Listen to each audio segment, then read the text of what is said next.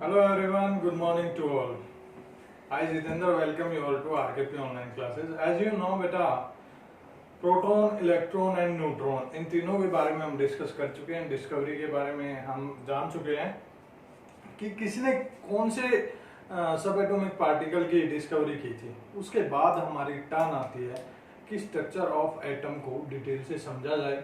क्या मॉडल आए थे जिन्होंने स्ट्रक्चर ऑफ एटम को एक्सप्लेन किया था, किसने वो मॉडल दिए थे, कब वो मॉडल दिए गए थे और क्या उसके अंदर बताया गया था। तो इसी कड़ी में स्टार्ट करते हैं और सबसे पहला मॉडल था हमारा थॉमसन मॉडल। ये बात है उस समय की।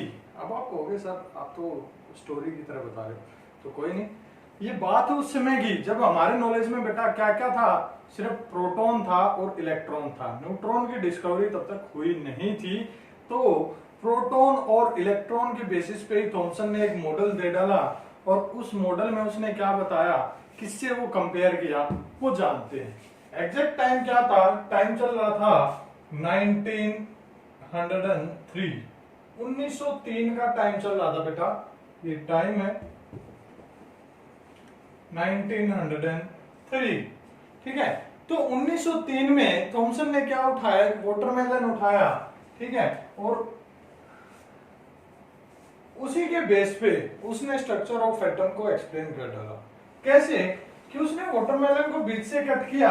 अब हमारे पास एग्जैक्ट वाटरमेलन अभी नहीं है, तो अदरवाइज मैं उसी को कट करके आपको एक्सप्लेन कर देता, लेकिन मैं आपको डेमो देता हूं। मान लो ये वाटरमेलन है हमारा, ठीक है। वाटरमेलन में क्या होता है, मोस्ट ऑफ पार्ट है, लिख देता हूं वाटरमेलन। तो ये मोस्ट ऑफ पार्ट इसका रेड होता है और बीच में छोटे छोटे सीड होते हैं इसमें। तो सीड को मैं इसे डॉट से दिखा देता हूं इस टाइप से।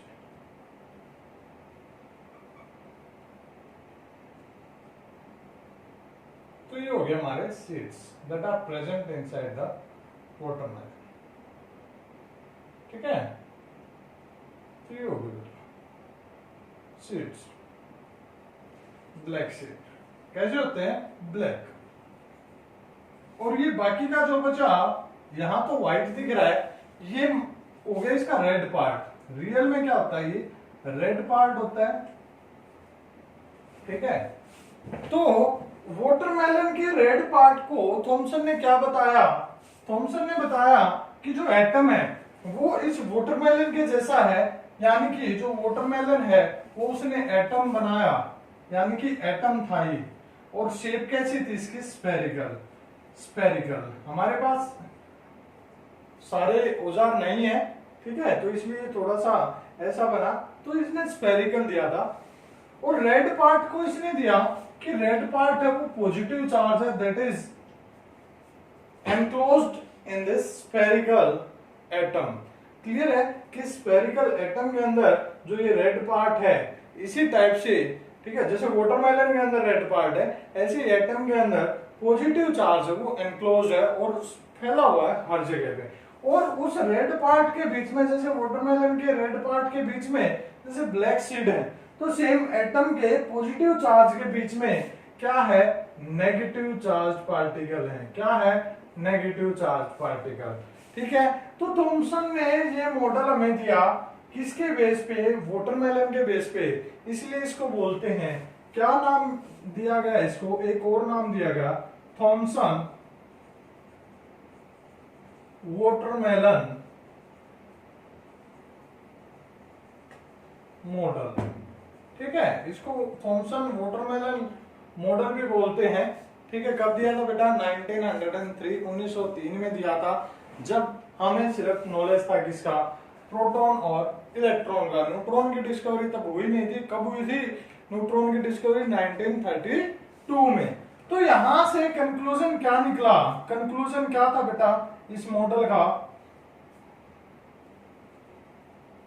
कंक्लूजन, तो कंक्लूजन ये था कि जो एटम है, एटम इज अ स्फेरिकल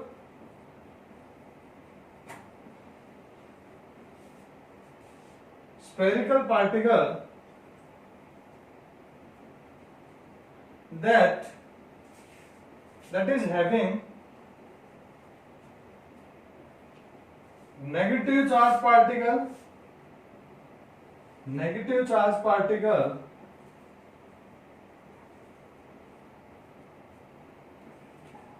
जो क्या होते हैं हमारे इलेक्ट्रॉन होते हैं, electron and positive charge particle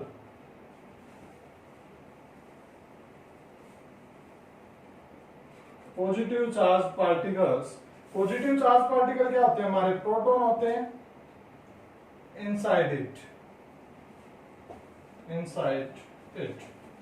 उसके बाद सेकंड क्या आई, सेकंड जो ऑब्जर्वेशन आई थी वो यहां लिख देता हूं, सॉरी। सेकंड जो ऑब्जर्वेशन थी कि the magnitude of negative charge and positive charge is equal, कि नेगेटिव चार्ज और पॉजिटिव चार्ज का जो मैग्नीट्यूड था वो इक्वल था। तो सेकंड थी कि मैग्नीट्यूड ऑफ पॉजिटिव चार्ज वो किसके इक्वल था, is equal to the magnitude of negative charge. वो नेगेटिव चार्ज के मैग्नीट्यूड के इक्वल था। थर्ड जो ऑब्जर्वेशन निकली यहीं से, तो एटम क्या हो गया, एटम इज